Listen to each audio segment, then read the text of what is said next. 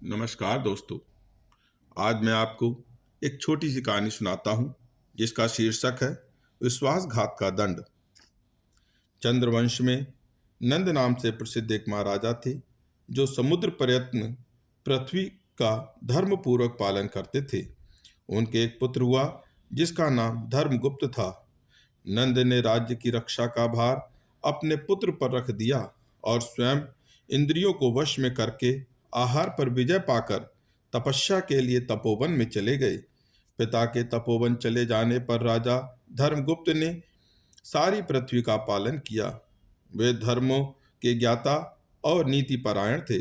उन्होंने अनेक प्रकार के यज्ञों द्वारा इंद्र आदि देवताओं का पूजन किया और ब्राह्मणों को धन एवं बहुत से क्षेत्र प्रदान किए। उनके शासन काल में समस्त प्रजा अपने अपने धर्म का पालन करती थी। उनके राज्य में कभी चोर आदि से किसी को कष्ट नहीं प्राप्त हुआ। एक दिन धर्मगुप्त उत्तम घोड़े पर सवार हो वन में गए। वहीं रात हो गई। विनयशील राजा ने वहीं साय संध्या की उपासना करके वेद माता गायत्री का जप किया। तत्पश्चात सिंह व्याघ्र आदि के भय से वे एक वृक्ष पर बैठे। उस वृक्ष के पास एक रीछ आया जो सिंह के भय से पीड़ित था। वन में विचरने वाला एक सिंह उस रीछ का पीछा कर रहा था। रीछ वृक्ष पर चढ़ गया। वहां उसने महान बल पराक्रम से संपन्न राजा धर्मगुप्त को बैठे देखा।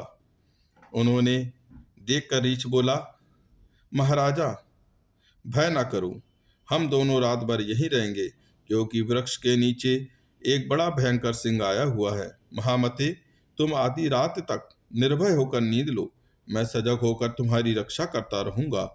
उसके बाद जब मैं सो जाऊं तब शेष आधी रात तुम मेरी रक्षा करना। रीछ की यह बात सुनकर धर्मगुप्त सो गए। उस समय सिंह ने रीछ से कहा, यह राजा तो सो गया है, अब तुम इसे मेरे लिए नीचे गिरा दो।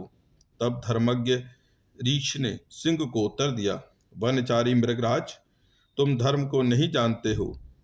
अहो, विश्वासघात करने वाले प्राणियों को संसार में बड़ा कष्ट भोगना पड़ता है। मित्रद्रोहियों का पाप 10,000 यज्ञों के अनुष्ठान से भी नष्ट नहीं होता। ब्रह्म हत्या आदि पापों का तो किसी प्रकार निवारण हो सकता है, परंतु विश्वासघातियों का पाप कोटि जन्मों में भी नष्ट नहीं हो सकता है। सिंह, मैं मेरु पर्वत को इस पृथ्वी का बड़ा भारी भार नहीं मानता। संसार में जो विश्वासघाती है उसी को मैं भूतल का महान भार समझता हूँ। रीछ के ऐसा कहने पर सिंह चुप हो गया। तत्पश्चात धर्मगुप्त जागे और रीछ वृक्ष पर सो गया। तब सिंह ने राजा से कहा, इस रीछ को नीचे छोड़ दो। तब राजा ने अपने अंक में सिर रखकर सोए हुए रीछ को पृथ्वी पर ढकेल दिया। राजा के गिराने पर रीछ वृक्ष की डाली पकड़ता लटक गया। यह पुण्यवश वृक्ष के नीचे नहीं गिरा।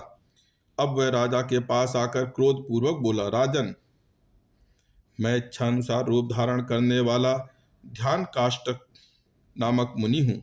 मेरा जन्म भृगुवंश में हुआ है। मैंने स्वेच्छा से रीछ का रूप धारण किया है।